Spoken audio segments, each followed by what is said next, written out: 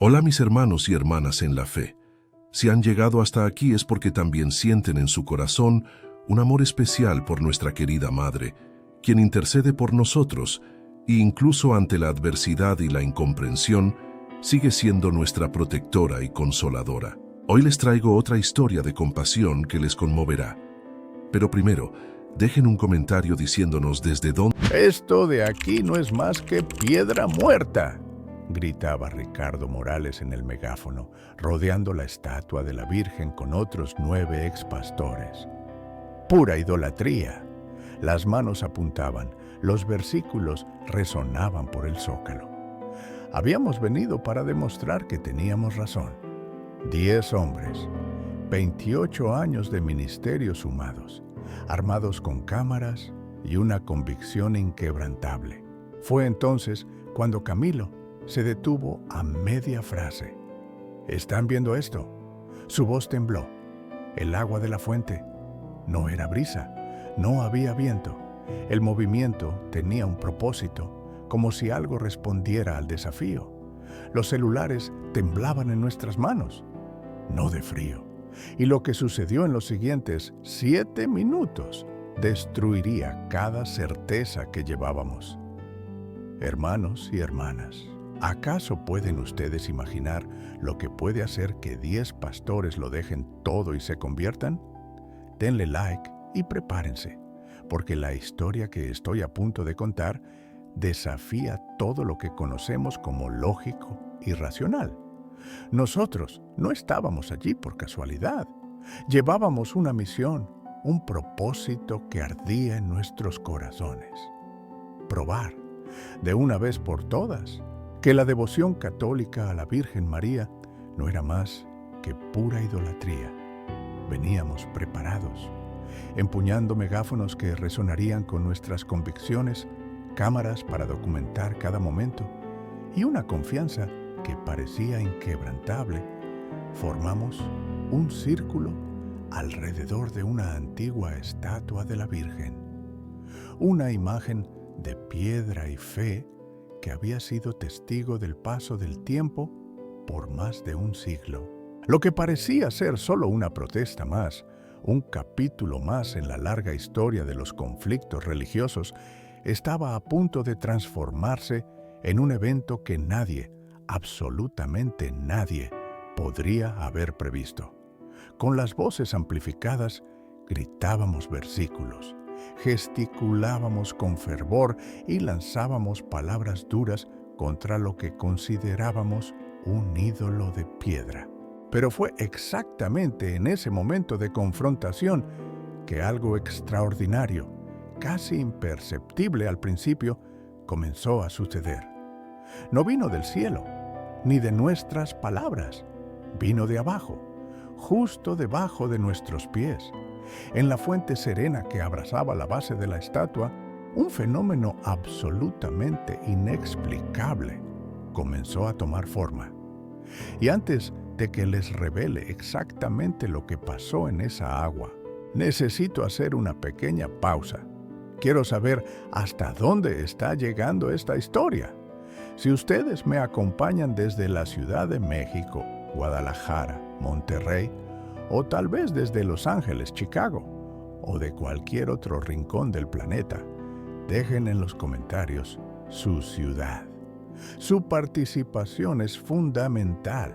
Y claro, no se olviden de suscribirse al canal y dejar su like, porque al hacerlo, ayudan a llevar esta historia impresionante que sin duda va a sacudir sus creencias más profundas a muchísimas más personas.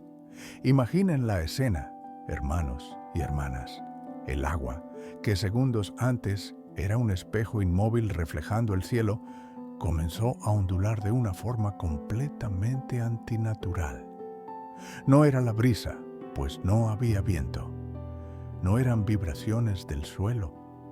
Era un movimiento con propósito. Una danza silenciosa y misteriosa que hizo que hasta los críticos más convencidos se detuvieran a mitad de una frase y abrieran los ojos de asombro.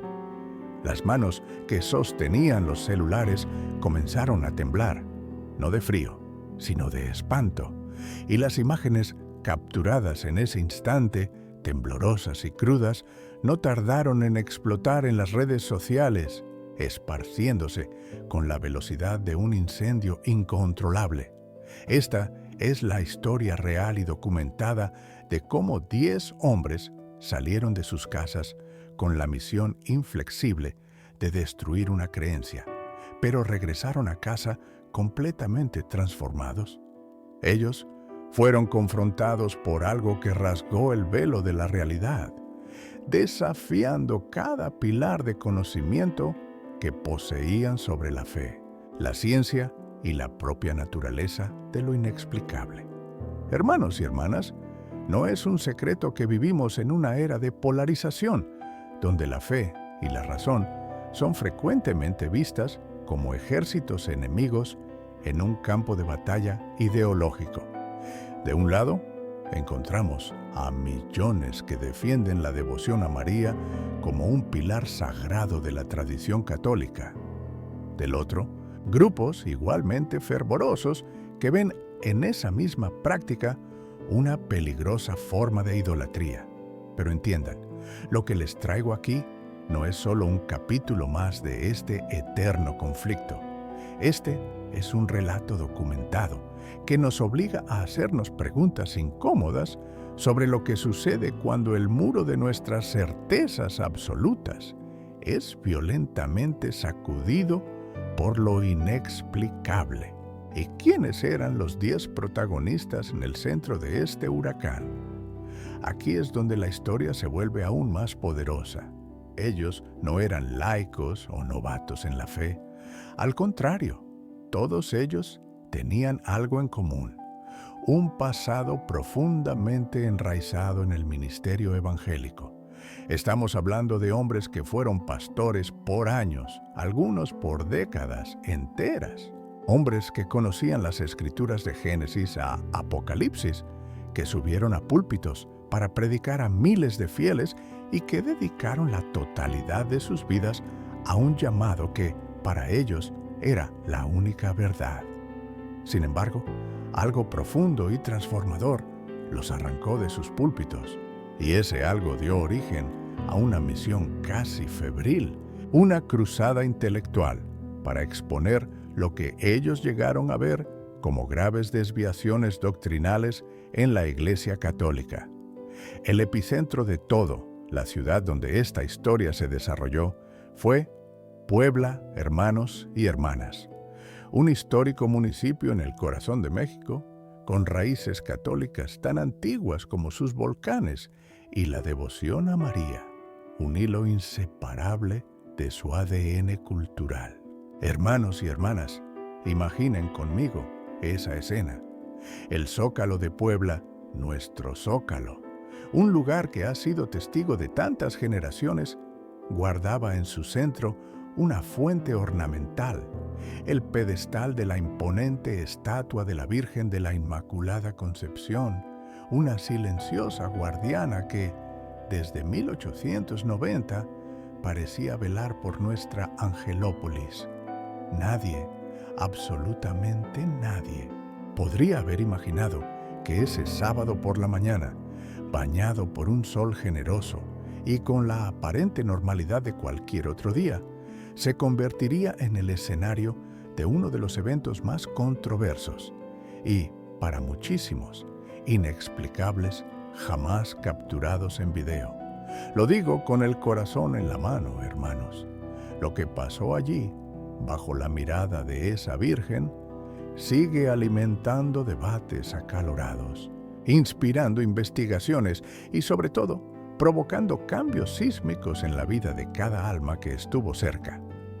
Para descifrar el enigma de esa mañana, hermanos y hermanas, debemos primero entender el alma de esos 10 hombres. ¿Quiénes éramos? ¿Y qué fuerza inexplicable nos arrastró hasta el corazón de esa plaza? La primera pieza de ese rompecabezas humano era yo, Ricardo Morales, un hombre de 52 años. Durante 28 largos años Fui el rostro y la voz de una de las iglesias pentecostales más grandes de la región. Un ministerio robusto con 3 servicios dominicales repletos y una congregación de más de 2,000 almas. Mi partida no fue gradual, hermanos. Fue un rompimiento abrupto, un trueno en cielo azul que sacudió a toda la comunidad evangélica local. Comencé a cuestionar la estructura entera. Confesé en un testimonio posterior. La teología de la prosperidad que sonaba cada vez más hueca, los diezmos exigidos con una presión exorbitante, las promesas de bendiciones que nunca se materializaban. Pero lo que realmente me rompió fue nuestra postura, nuestra hostilidad sistemática hacia otras denominaciones cristianas. A mi lado, Camilo Herrera, de 47 años, traía una historia con ecos similares, pero con su propia melodía. Ex pastor de una influyente iglesia bautista, él se había convertido en un verdadero gladiador de la apologética, esa disciplina teológica dedicada a defender la fe cristiana con argumentos lógicos y racionales. Su arena digital era un canal de YouTube con más de 100,000 suscriptores, donde rutinariamente entraba en combate intelectual con católicos sobre los temas más sensibles: la devoción mariana, la doctrina del purgatorio, la intercesión de los santos. No solo tenía las respuestas, las tenía memorizadas, catalogadas, me contó él mismo, con un tono de quien revisita un antiguo yo. Podía disparar una secuencia de versículos bíblicos para probar, sin sombra de duda, que la veneración a María era una práctica antibíblica. Vivía dentro de una certeza blindada, la certeza de que yo estaba del lado correcto e inquebrantable de la verdad. Los otros 8 hermanos formaban un mosaico de experiencias que se complementaban perfectamente. Estaba Mateo, quien por 15 años pastoreó una iglesia de las Asambleas de Dios. Armando, que lideró una comunidad metodista. Y Pablo, una figura casi legendaria, conocido como uno de los predicadores itinerantes más solicitados del circuito evangélico, un hombre cuya voz resonó en púlpitos por todo México. Juntos, ellos formaban un batallón de ex líderes, cada uno con su propio camino de cuestionamiento, ahora unidos por un propósito único. Hermanos, que une a 10 hombres que, en rincones diferentes del país y en momentos distintos de sus vidas, llegaron a la misma encrucijada. Cada uno de nosotros, aisladamente, empezó a sentir que el suelo temblaba bajo nuestros pies, cuestionando no solo los dogmas de nuestras denominaciones específicas, sino la estructura fundamental del protestantismo moderno. El punto de convergencia, el epicentro que unió esas 10 trayectorias, fue sorprendentemente simple: un grupo de WhatsApp creado por mí, Ricardo. Al principio, aquel espacio digital no era más que una válvula de escape. Era un refugio para expastores, un lugar seguro para desahogarse sobre el laberinto de la reconstrucción personal tras abandonar el ministerio. Pocos comprenden la profundidad de ese trauma, hermanos. Perder la identidad pastoral es un golpe devastador, mucho más profundo que simplemente perder un empleo. Es una especie de muerte en vida. Es perder la esencia de quien creías ser. Nuestras propias familias empezaron a mirarnos con desconfianza. Las comunidades que un día lideramos ahora nos trataban como desertores, como traidores de la fe. El costo fue altísimo. Algunos vieron sus matrimonios desmoronarse, amistades de décadas disolverse en el aire y toda la estructura social que nos llevó una vida construir derrumbarse como un castillo de naipes. Pero la naturaleza de aquel grupo estaba destinada a cambiar, hermanos. Lo que comenzó como un hombro amigo virtual, poco a poco evolucionó hacia algo mucho más febril e intenso. Las conversaciones sobre los dolores del alma y las dificultades prácticas gradualmente dieron paso a debates teológicos de una profundidad abrumadora. Y de todos los temas que bullían en aquellas discusiones, uno de ellos emergió de las sombras y se convirtió en una verdadera obsesión: la cuestión mariana. Necesitábamos, de alguna forma, probar que no estábamos locos, que no habíamos errado al salir, explica Camilo, uno de los miembros. Y la manera más poderosa de hacer eso en nuestras mentes era desenmascarar los errores de la Iglesia Católica. La lógica era directa. Si lográbamos demostrar de forma irrefutable que la devoción a María era una forma sofisticada de idolatría, eso no solo justificaría nuestra decisión, sino que validaría todas las décadas que dedicamos al ministerio protestante. Durante 6 largos y agotadores meses, el grupo se transformó en una fuerza de tarea teológica. Nos sumergimos en los concilios de la Iglesia primitiva, devoramos los escritos de los padres de la Iglesia, disecamos los dogmas marianos y rastreamos la historia del culto a María a través de los siglos.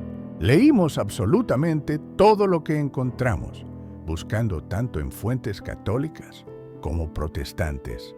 La gran ironía, una de esas que la vida adora jugar, es que cuanto más estudiábamos el tema bajo la óptica de la refutación, más munición creíamos tener contra la devoción católica.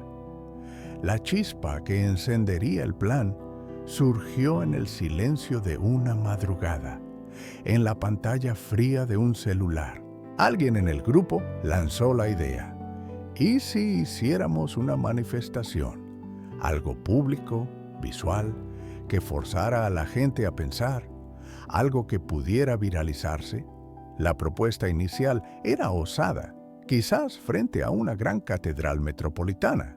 Sin embargo, optamos por una estrategia más quirúrgica, más impactante. Elegimos una ciudad pequeña, de fuerte tradición, donde el catolicismo no era solo una religión, sino parte intrínseca de la identidad local. La elección de aquella plaza específica, hermanos, estuvo cargada de simbolismo. En su centro, una estatua de la Virgen de la Inmaculada Concepción permanecía de pie hacía 135 años. Aquella imagen era una superviviente.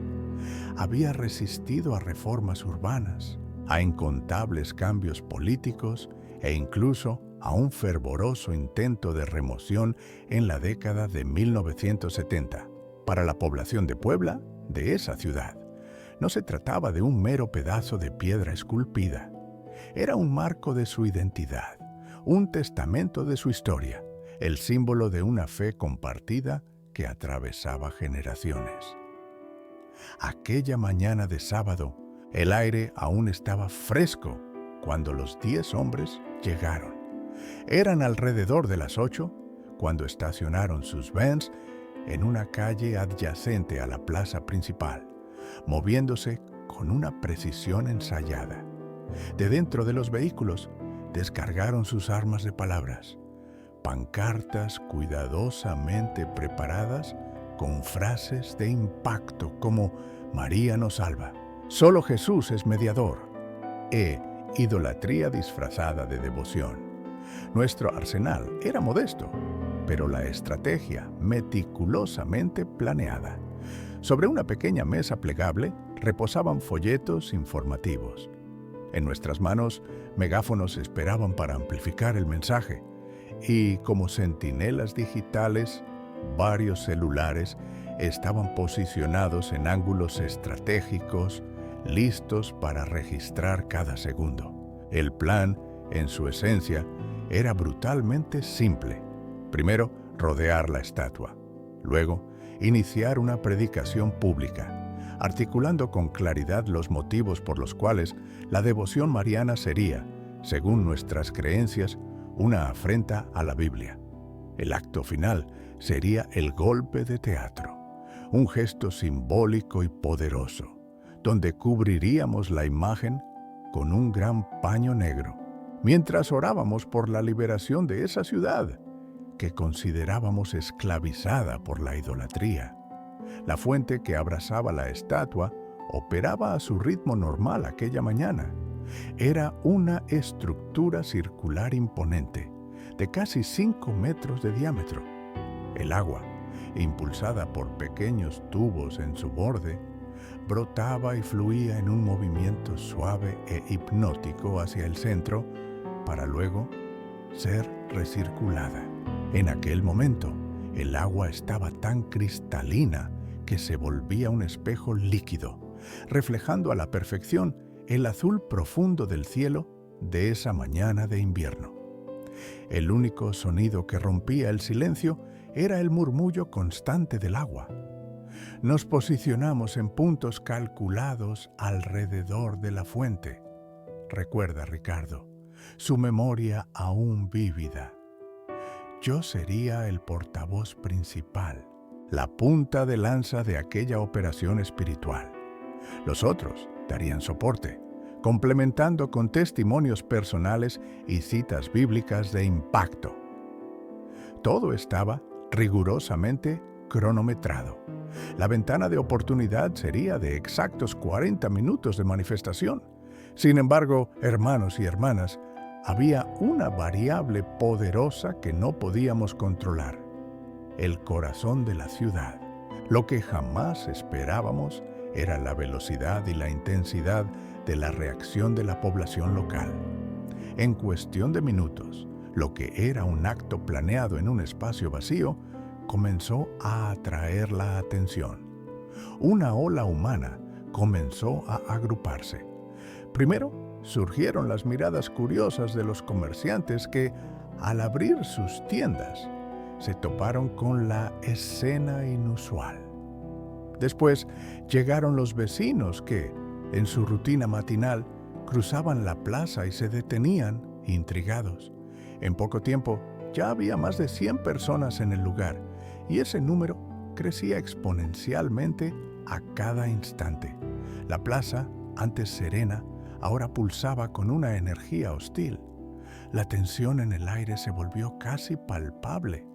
La atmósfera de curiosidad inicial rápidamente dio paso a una indignación creciente. Gritos de ¡sacrilegio! ¡Spotless! ¡Y váyanse!, comenzaron a resonar. Algunas personas, en un gesto instintivo de defensa espiritual, hacían la señal de la cruz repetidamente, como si para protegerse.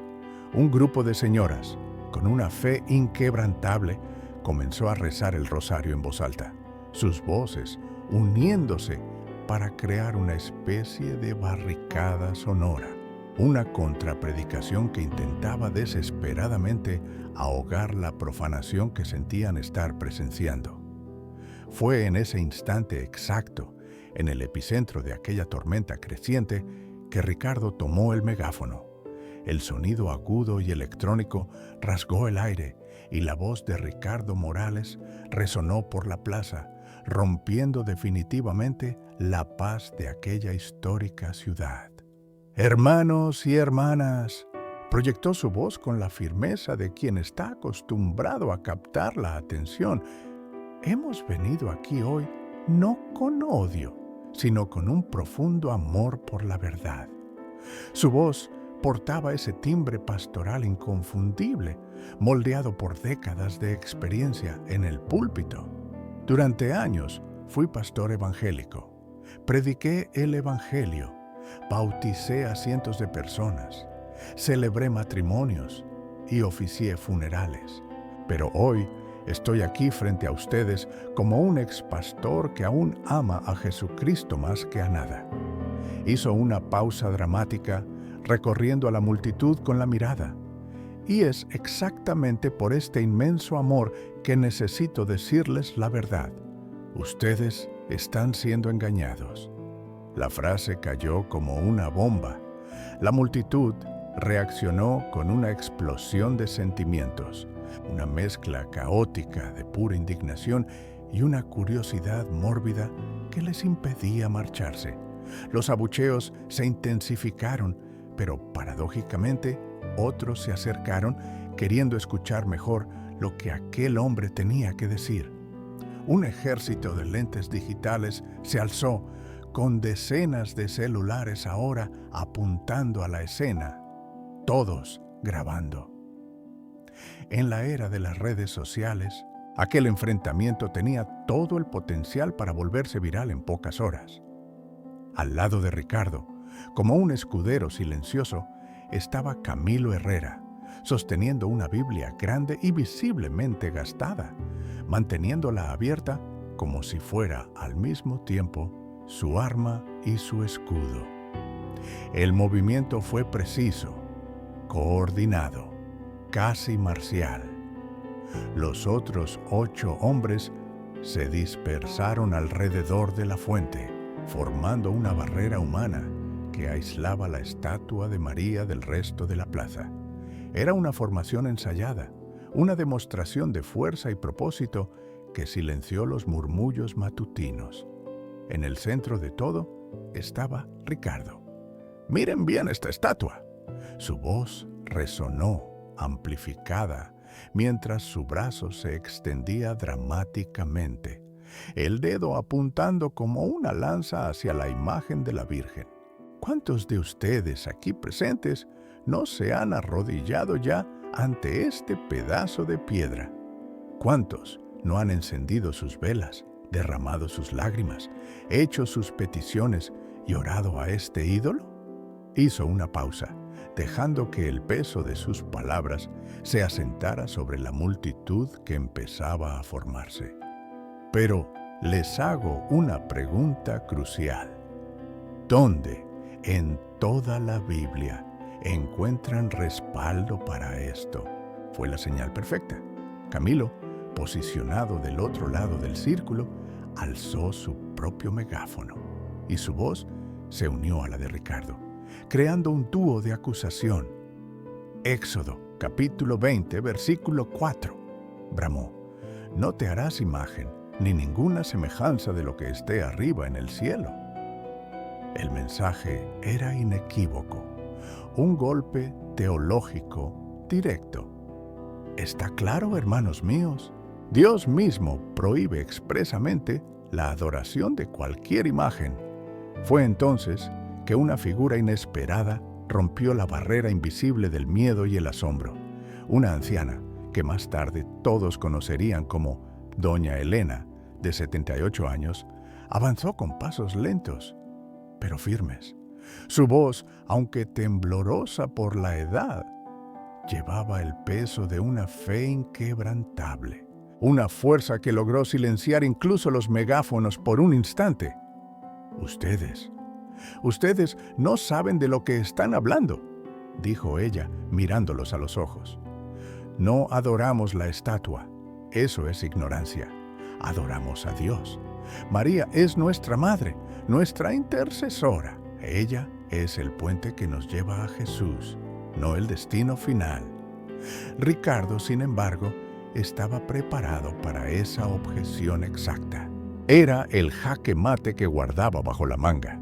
Con una sonrisa casi imperceptible, él respondió: «Primera de Timoteo, capítulo 2, versículo 5, mi señora, porque hay un solo Dios y un solo mediador entre Dios y los hombres, Jesucristo, hombre».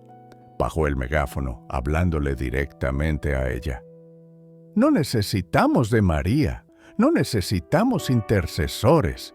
Jesús es, y siempre será, suficiente.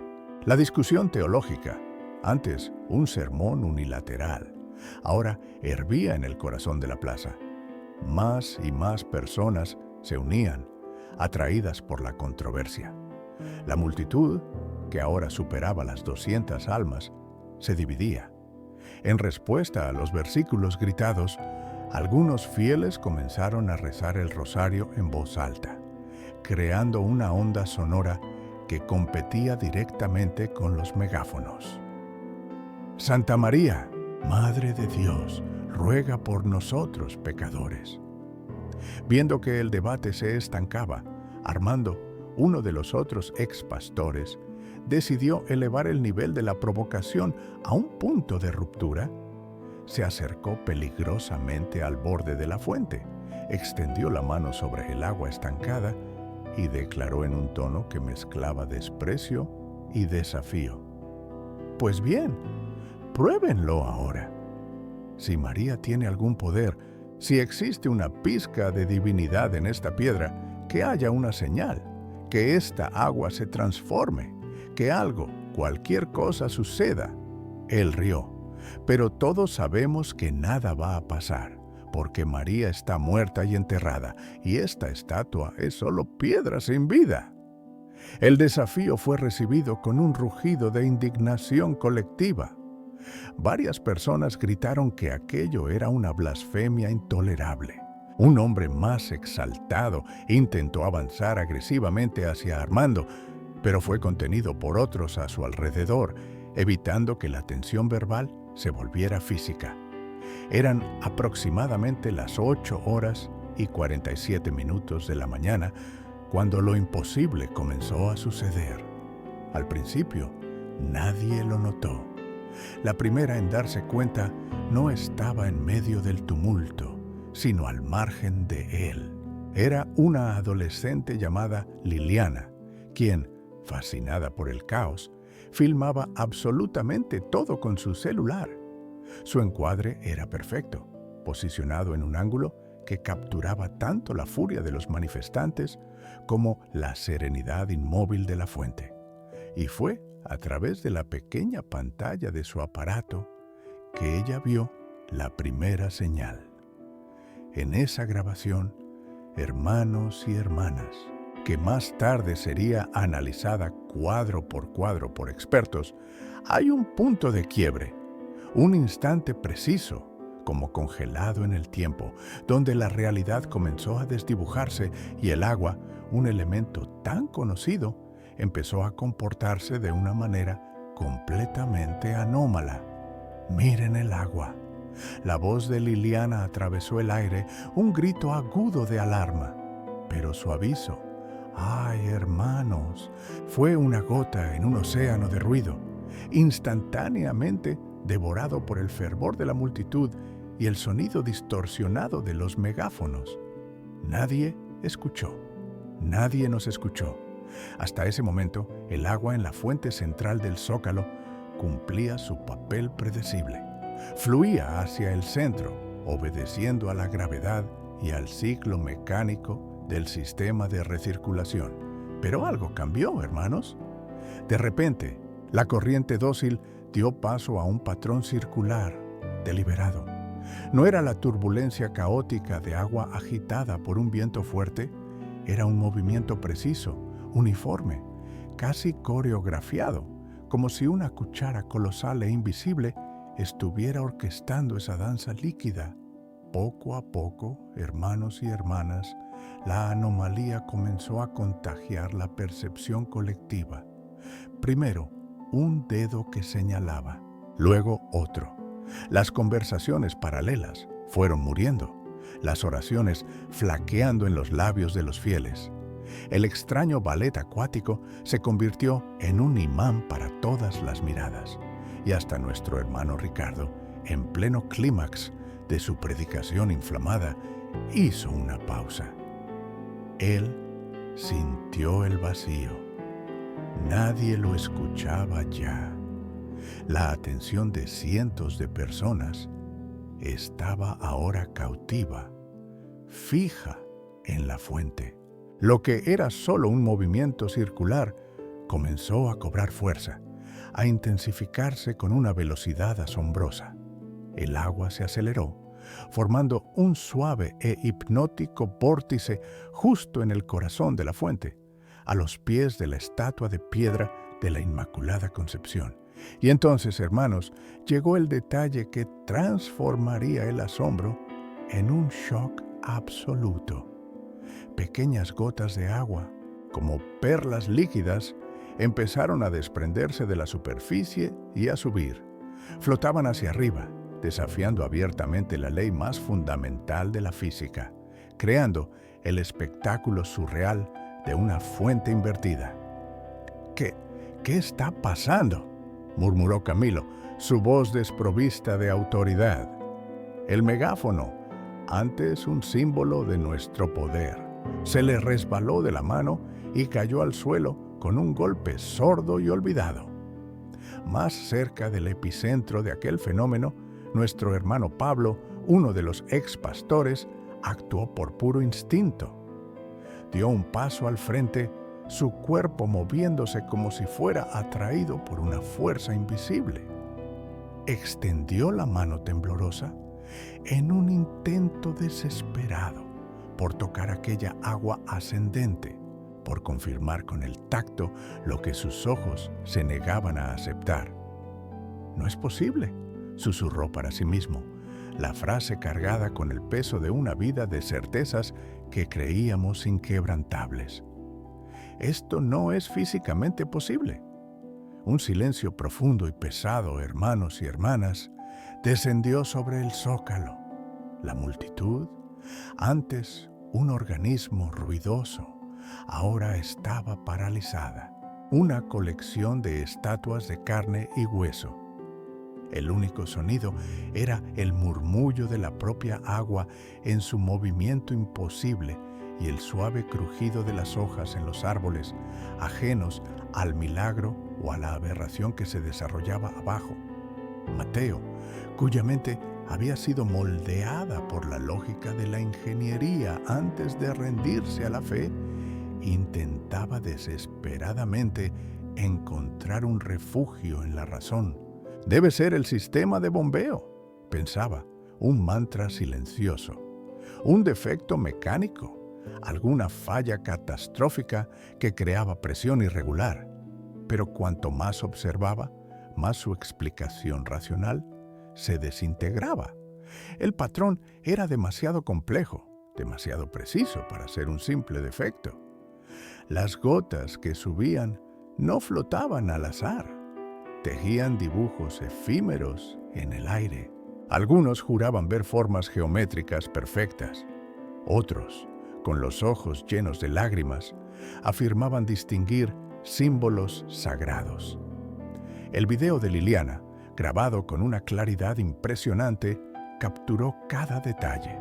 Más tarde, en la frialdad de un laboratorio de análisis, peritos confirmarían la ausencia total de manipulación digital. Aquello era genuino. Estaba sucediendo de verdad, justo ahí, ante cientos de testigos y múltiples cámaras. Fue la voz frágil de doña Elena la que finalmente rompió el hechizo, desgarrando el silencio con una única frase. Todo comenzó con un único gesto de fe, un acto que rasgó la realidad. Ahí, al borde de la plaza, ella se arrodilló. Las lágrimas, como ríos en miniatura, trazaban caminos por su rostro arrugado, mientras sus labios susurraban la oración que resonaría en el tenso silencio. «Dios te salve María, llena eres de gracia». Y entonces, como una ola invisible, la devoción se extendió. Una a una, otras personas comenzaron a seguir su ejemplo. Lo que era un puñado de fieles pronto se convirtió en decenas y, en instantes, cientos.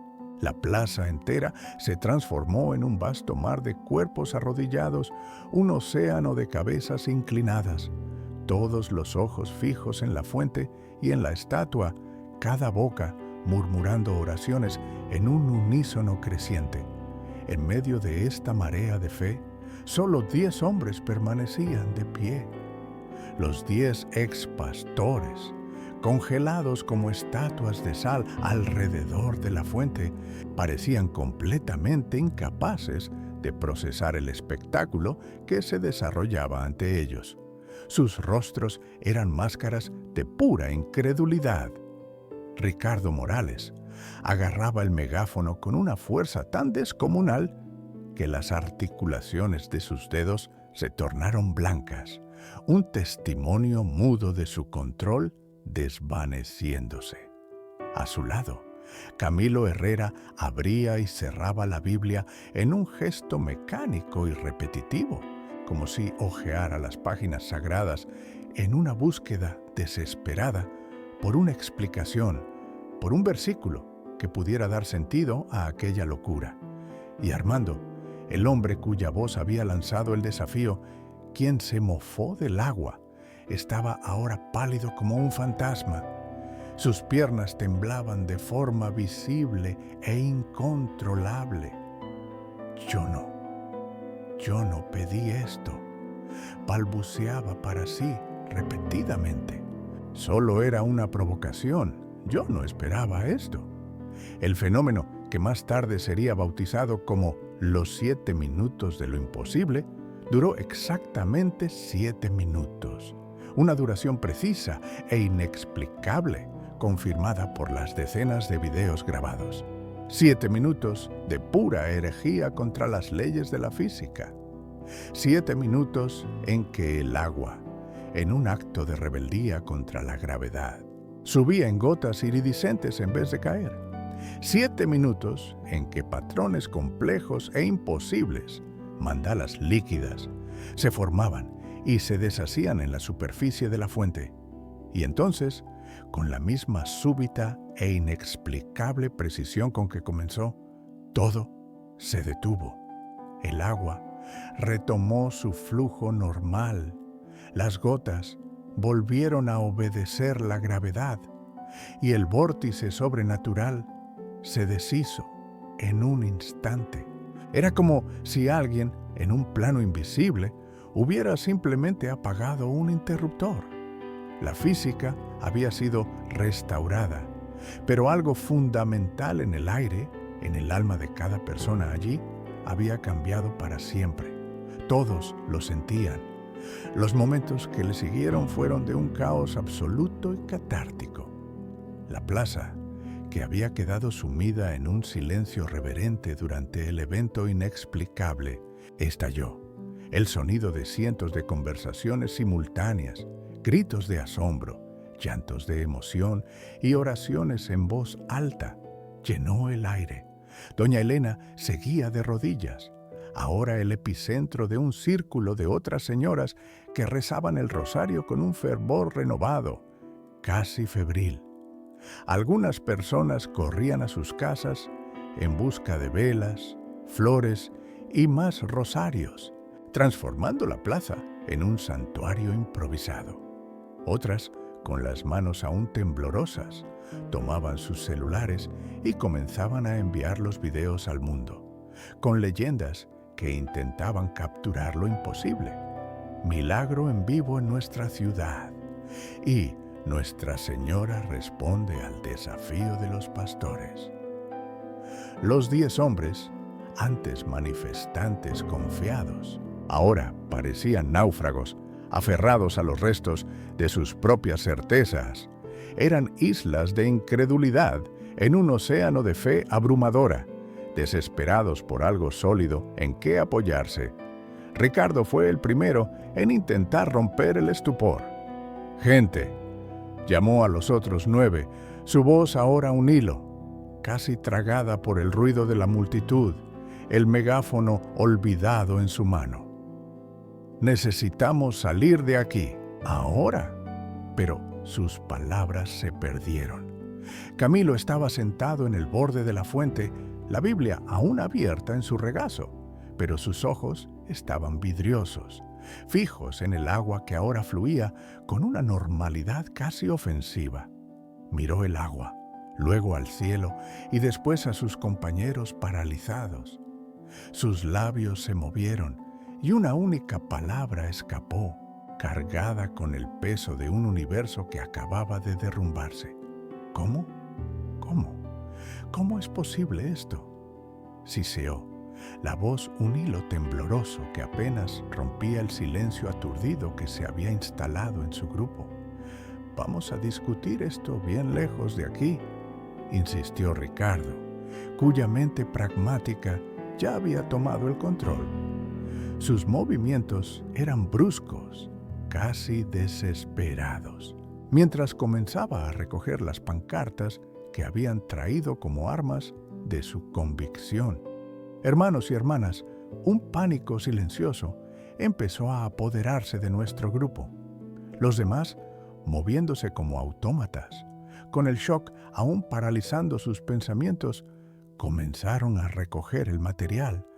Mi corazón latía desbocado como si quisiera escaparse del pecho.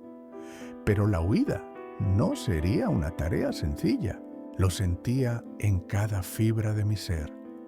La multitud, que antes eran solo unos cuantos curiosos, se había hinchado, transformándose en una muralla humana que ya superaba las 500 almas.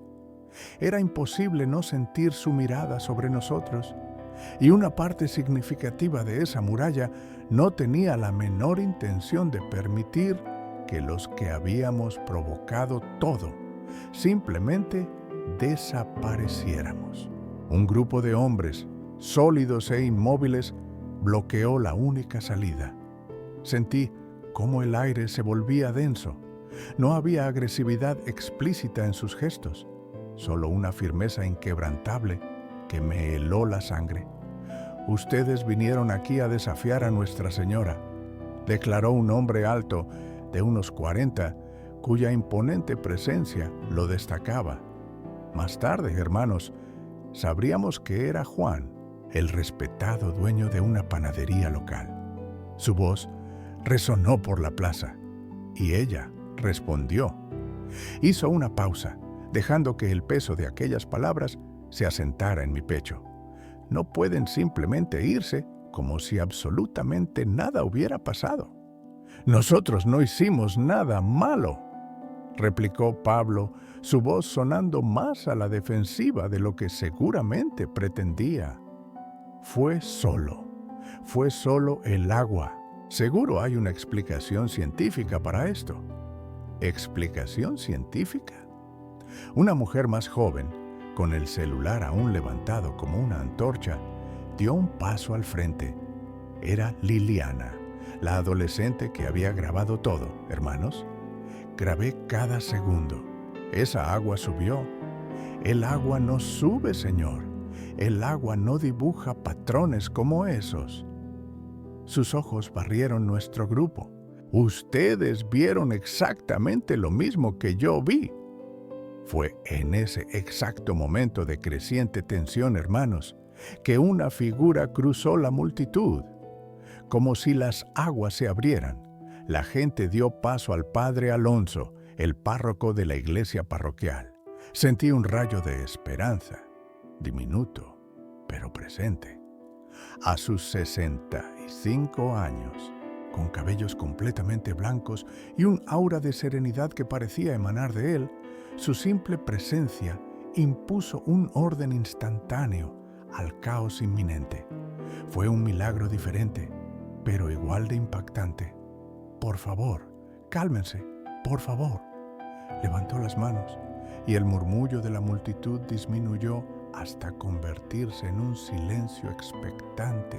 Todos acabamos de presenciar algo verdaderamente extraordinario, pero la precipitación es la madre del error. No podemos sacar conclusiones apresuradas. Yo, Ricardo, vi en el sacerdote una tabla de salvación, una ruta de escape diplomática. Me acerqué a él, mi corazón en la garganta. «Padre, nosotros no teníamos la intención de causar ningún problema. Nuestra intención era solo una manifestación pacífica». El padre Alonso me encaró, sus ojos profundos y lúcidos. Una manifestación pacífica que, por lo que entendí, incluía humillar públicamente una imagen que es sagrada para toda esta comunidad. Respondió el padre, su voz firme, pero desprovista de ira. Sin embargo, este no es el momento para acusaciones. Lo que sucedió en este lugar debe ser investigado con el debido rigor y respeto. Entonces, el padre Alonso se volvió hacia la multitud. Les pido a cada uno de ustedes que mantengan la calma. Lo primero que haré será contactar a la diócesis para reportar oficialmente lo ocurrido. Mientras tanto, dirigió su mirada directamente a la joven con el celular. Sugiero a todos los que grabaron videos que los conserven, no los borren, no los editen. Serán documentos de inmensa importancia para cualquier investigación futura. Su mirada entonces se fijó en los 10 ex-pastores, acorralados en el centro de la plaza. Y en cuanto a ustedes, no irán a ningún lado por ahora, no en calidad de prisioneros, aclaró, sino como testigos, porque hoy todos nosotros somos testigos de lo que aquí sucedió. En las horas que siguieron, la plaza se metamorfoseó. El silencio tenso fue brutalmente sustituido por el caos de un verdadero circo mediático. Primero llegaron los periodistas de las televisoras locales, con sus cámaras y micrófonos. Poco después, llegaron los vehículos de las grandes cadenas nacionales. Simultáneamente, las redes sociales explotaron, transformando el evento local en un fenómeno global en cuestión de minutos. La viralidad del fenómeno fue instantánea, un tsunami digital que nadie pudo prever. En una fracción de día, los videos de aquel evento inexplicable ya habían inundado las redes sociales, acumulando millones de compartidos. La respuesta de la diócesis fue igualmente veloz. Antes incluso de que el sol se pusiera, una comisión investigadora de élite desembarcó en el lugar. El equipo estaba compuesto por 2 padres, veteranos en el análisis de fenómenos místicos. Un físico católico de renombre, el doctor Eduardo Rojas, vinculado a la Benemérita Universidad Autónoma de Puebla, BUAP, y, para completar el equipo, un teólogo con un profundo doctorado en Mariología. La primera acción de ellos fue tratar el lugar con una seriedad quirúrgica. El área de la fuente fue completamente aislada con cintas, transformando el pacífico jardín en algo que se asemejaba a una escena del crimen, como si lo sagrado y lo profano hubieran colisionado allí mismo. El trabajo meticuloso comenzó. Recolectaron muestras de agua para análisis de laboratorio. Desmontaron y examinaron cada centímetro del sistema de bombas.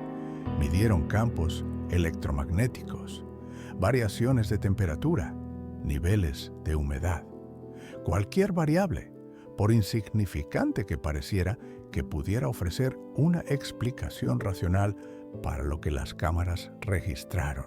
El físico, doctor Eduardo Rojas, fue el primero en emitir un dictamen y sus conclusiones preliminares fueron irrefutables. El sistema hidráulico de esta fuente, explicó él, con la precisión de un hombre de ciencia, es dolorosamente simple.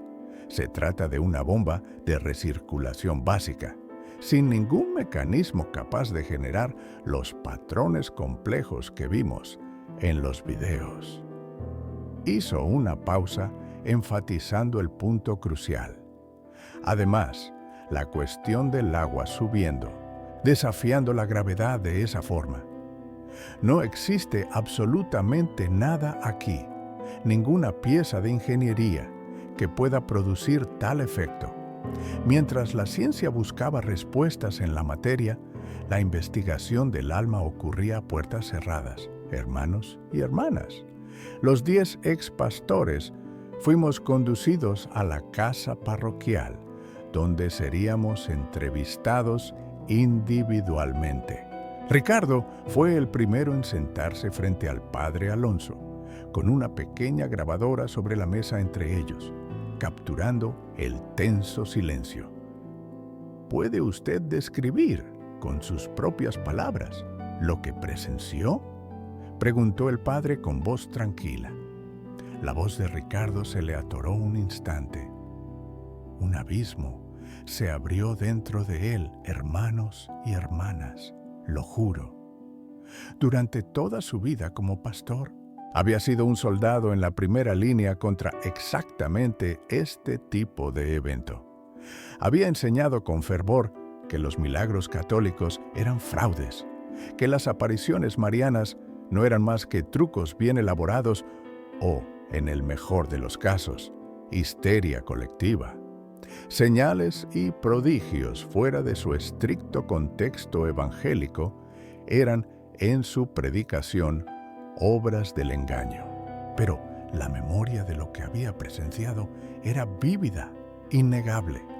Vi el agua moverse de una forma que no debería ser posible. Finalmente logró decir las palabras saliendo con dificultad. Vi gotas subiendo, vi patrones formándose en el aire y no hay nada en mi conocimiento. Y no soy un hombre ignorante, padre.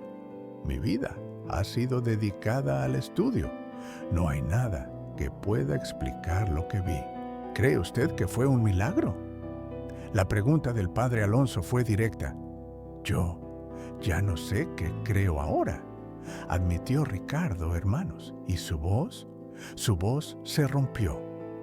La vulnerabilidad era palpable, una grieta en la armadura de un hombre que había llegado esa mañana blandiendo pancartas y megáfonos. Pasé toda mi vida creyendo en ciertas verdades absolutas. Dejé mi propia iglesia porque comencé a cuestionar esas verdades y ahora simplemente ya no sé nada. Las entrevistas se extendieron por la tarde y avanzaron hasta la noche. Cada uno de los 10 hombres, hermanos, narró su propia versión de los acontecimientos, con pequeñas variaciones de perspectiva, pero todos éramos unánimes en los puntos esenciales. El agua se había comportado de manera físicamente imposible, y el fenómeno había comenzado en el instante exacto que siguió al desafío escéptico de Armando. Y Armando, por su parte, estaba en un estado de completa desolación. Estaba burlándome, confesó al padre, el rostro bañado en lágrimas que no dejaban de correr. Me estaba mofando. Fui yo quien lanzó el desafío. Lo lancé con todo el sarcasmo que pude reunir. Saben, en el fondo, jamás creí, ni por un solo y fugaz segundo, que algo realmente fuera a pasar.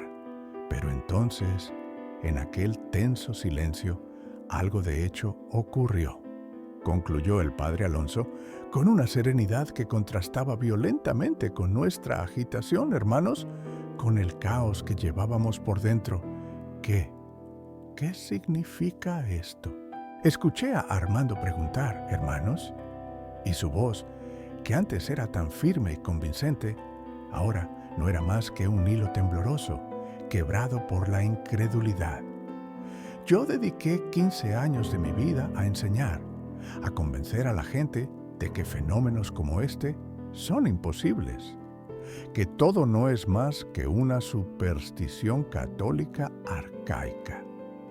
Y ahora, hermanos y hermanas, ¿qué les digo a todas esas almas que confiaron en mí?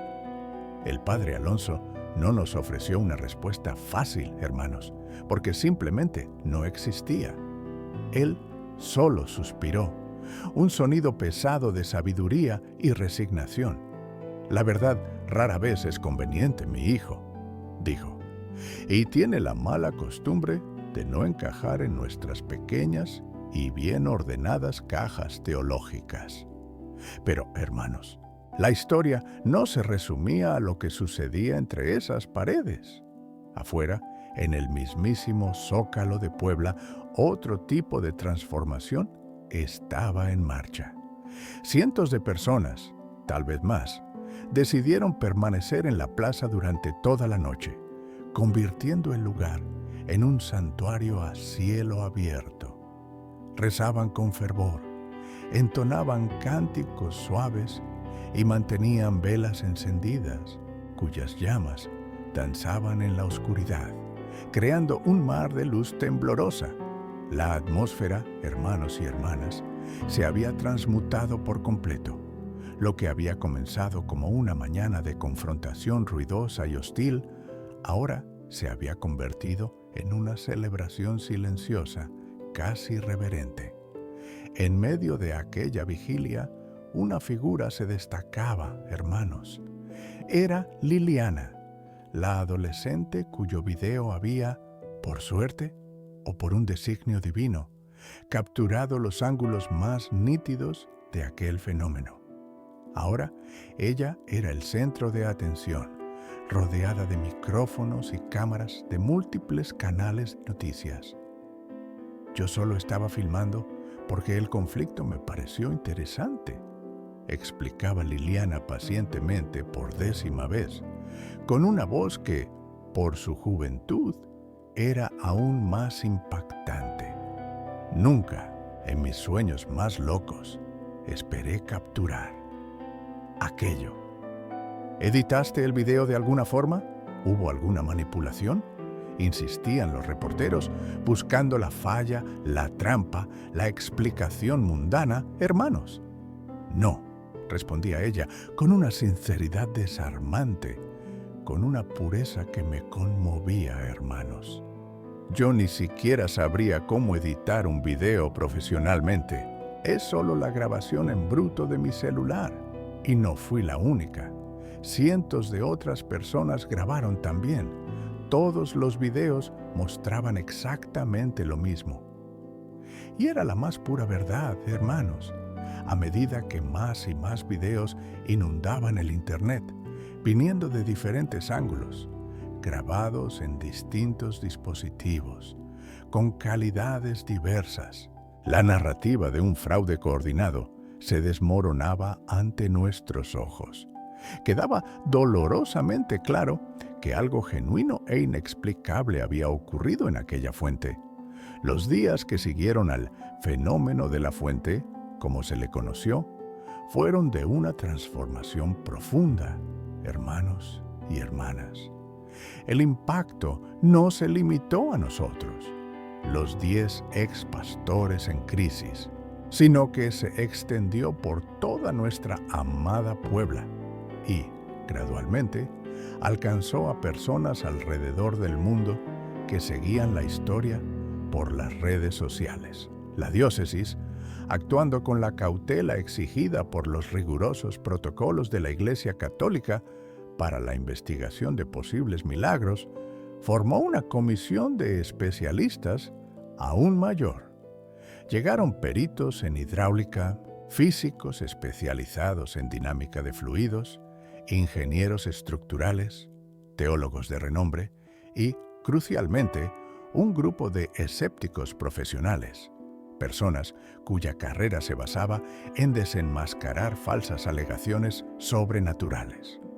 Todos ellos, tras semanas de análisis exhaustivos, llegaron a la misma conclusión asombrosa. No había ninguna explicación natural para lo que había sucedido. Yo revisé personalmente todo el sistema, explicó el doctor Eduardo Rojas, un escéptico declarado que había llegado con la certeza de que resolvería el misterio en pocas horas. Las bombas, la tubería, la estructura de la fuente, el flujo del agua. Absolutamente todo. No existe ningún mecanismo, oculto o aparente, que pudiera generar ese efecto específico. Además, continuó, señalando una pantalla, analizamos cuadro por cuadro decenas de videos. La física de lo que vemos allí simplemente no cuadra. Frente a ellos, el agua simplemente desafió la gravedad. Un fenómeno imposible, puro y duro, que nadie allí podía siquiera empezar a explicar. Las muestras de aquella agua, recolectadas con manos temblorosas, fueron enviadas para un análisis riguroso en laboratorios de 3 universidades distintas y renombradas. La espera por los resultados fue una agonía silenciosa. Y cuando llegaron, todos trajeron exactamente la misma conclusión desconcertante. Era agua común, perfectamente normal, con la composición mineral típica y esperada para aquella región. No había nada de especial, ningún elemento anómalo, excepto por el hecho innegable de que esa agua absolutamente ordinaria había realizado proezas que violaban las leyes fundamentales de la física. Para nosotros, los 10 ex-pastores reunidos allí, aquellos días se transformaron en el período más sombrío y desafiante de nuestras vidas. La paz nos fue robada. Yo, Ricardo, por ejemplo, no podía conciliar el sueño.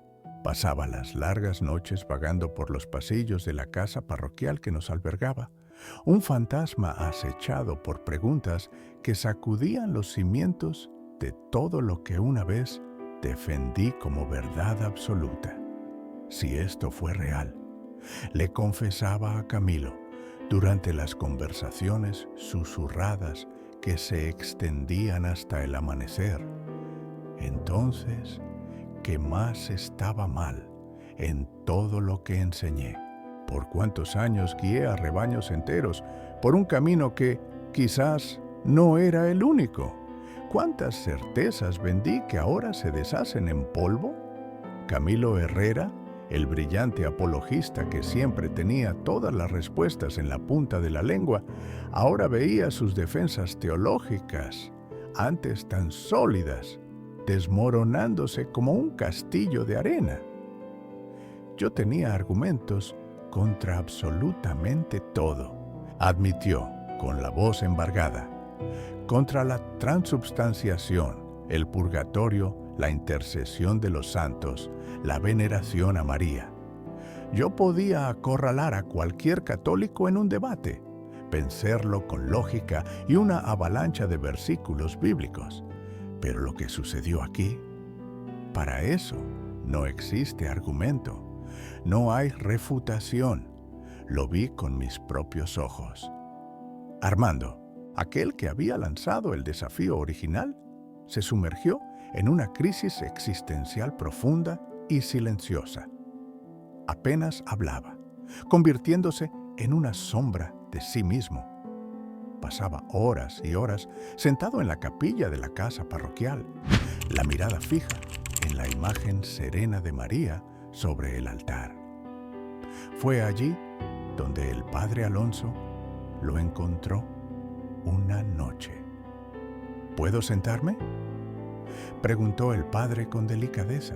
Armando solo asintió con la cabeza, sin desviar la mirada.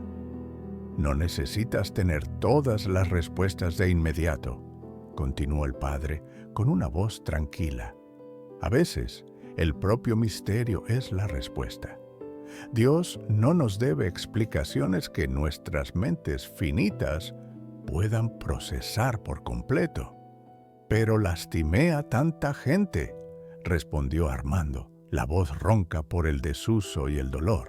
Tantas familias que dividí con mi predicación encendida contra el catolicismo. Tantas almas que confundí con mis argumentos, con mi arrogancia.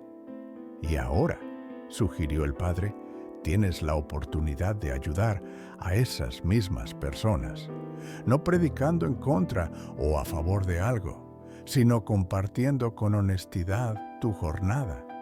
La humildad, hijo mío, es siempre el comienzo de la verdadera sabiduría.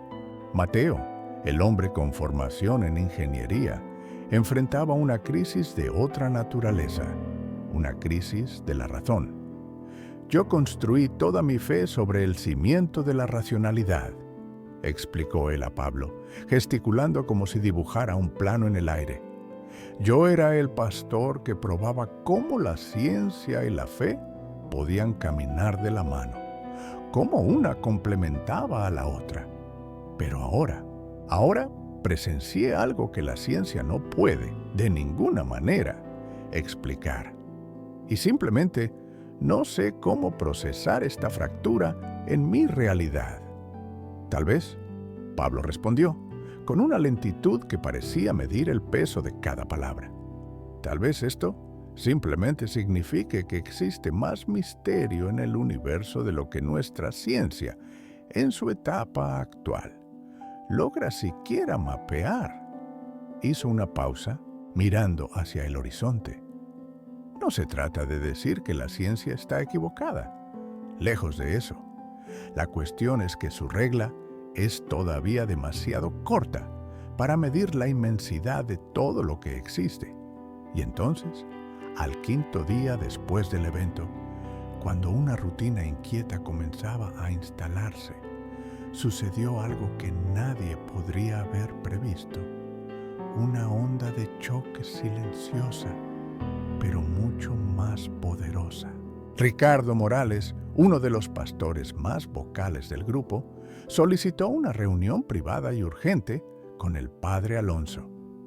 En el silencio de la sacristía, él empezó, la voz embargada, un temblor que delataba la profundidad de aquel momento.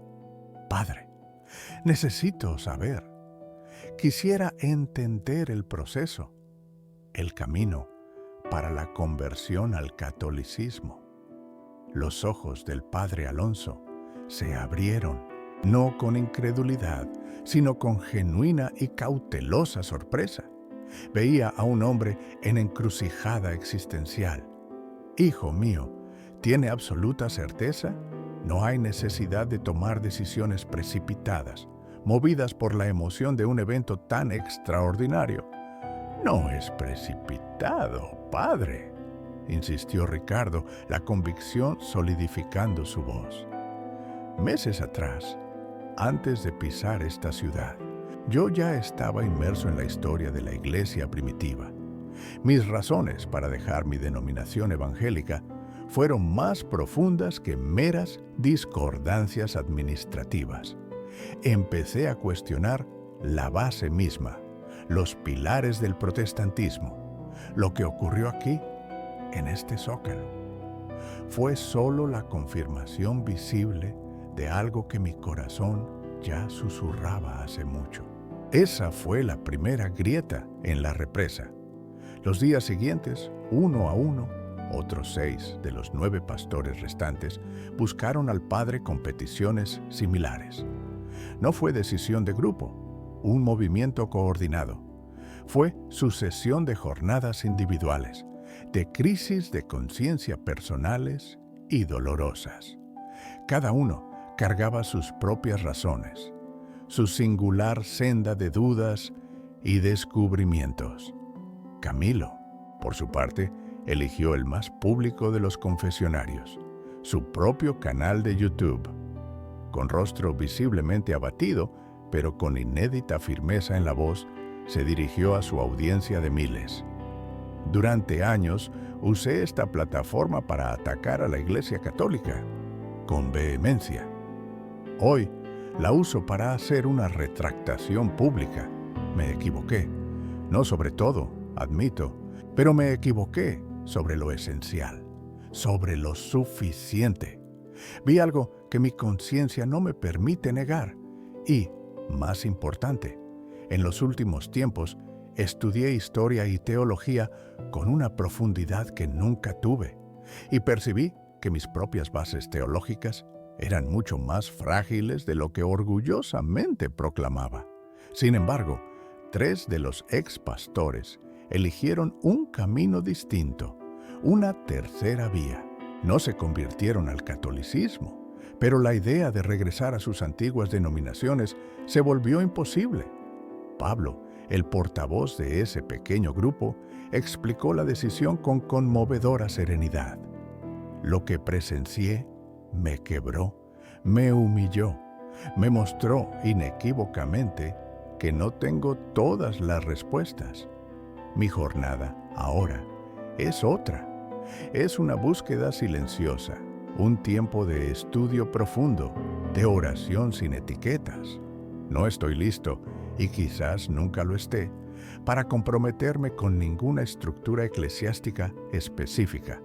Pero hermanos y hermanas, Mientras estas revoluciones internas sucedían, la plaza, el epicentro de todo, se metamorfoseó. Dejó de ser un simple lugar para volverse sitio de peregrinación. Miles de personas de todos los rincones comenzaron a visitarla a diario. La diócesis, percibiendo la magnitud, tuvo que intervenir, fijando horarios de visita y controlando el flujo para preservar el sitio. Se instalaron cámaras de seguridad 24 horas, garantía silenciosa de que nada sería vandalizado ni manipulado. Pero la gran pregunta que flotaba en el aire, el anhelo secreto de cada peregrino, nunca fue respondida. El fenómeno del agua. Jamás se repitió. La fuente siguió brotando su agua común, límpida y predecible, día tras día, semana tras semana. Para muchos de nosotros, hermanos, esto era una fuente de frustración. ¿Por qué no ocurre de nuevo?, preguntaban, con los ojos fijos en la fuente, anhelando un milagro que no llegaba. La perspectiva del padre Alonso resonó en una homilía que rápidamente se esparció, quizás, hermanos, porque sus palabras verbalizaban un sentimiento colectivo. La señal ya había sido dada. Él argumentó con una serenidad contagiosa que no necesitamos milagros en repetición constante para validar lo que sentimos en el corazón. Aquel evento singular, según él, cumplió su propósito divino. Sacudió los cimientos de las certezas absolutas de algunos. Solidificó la fe vacilante de otros. Y, lo más importante, nos dejó a todos con cuestionamientos mucho más profundos sobre la verdadera naturaleza de la realidad y lo sagrado. Mientras tanto, en el mundo académico, la comunidad científica se fragmentó. Por un lado, un grupo considerable de científicos adoptó un silencio casi dogmático, negándose a tejer comentarios. Para ellos, hermanos, el episodio no era más que una anomalía estadística, un evento inexplicable que, por su singularidad, no merecía el rigor de la atención académica. Otros, sin embargo, veían allí la frontera del conocimiento, una oportunidad única de expandir los horizontes de la ciencia. Y por eso, solicitaron formalmente permiso para instalar equipo de monitoreo permanente en la plaza, con la esperanza de que el fenómeno pudiera, un día, repetirse bajo observación controlada. En el centro de esta tempestad intelectual estaba el doctor Eduardo Rojas, el físico que lideró la investigación inicial. Meses después, él publicó un artículo académico que cayó como una bomba. Su conclusión fue meticulosamente cuidadosa, casi quirúrgica. Basado en múltiples evidencias de video de fuentes independientes, en el análisis forense del equipo hidráulico y en los testimonios consistentes de cientos de testigos, escribió él, me veo forzado a concluir que ocurrió un evento que no puede ser explicado por nuestro actual y amplio entendimiento de las leyes de la física. Esto no significa necesariamente un milagro en el sentido teológico del término. Significa simplemente que existen fenómenos en el universo que aún no comprendemos. Lejos de laboratorios e iglesias, doña Elena, la anciana primera en arrodillarse aquel día, se volvió guardiana no oficial del Zócalo. Allí se le veía a diario, lloviera o hiciera sol, charlando con visitantes, compartiendo su vivencia con desarmante sencillez. Siempre me preguntan qué sentí en ese instante, cuenta, con sonrisa serena. Y yo siempre respondo lo mismo. Sentí paz. No fue triunfo, como si mi bando hubiera ganado un debate.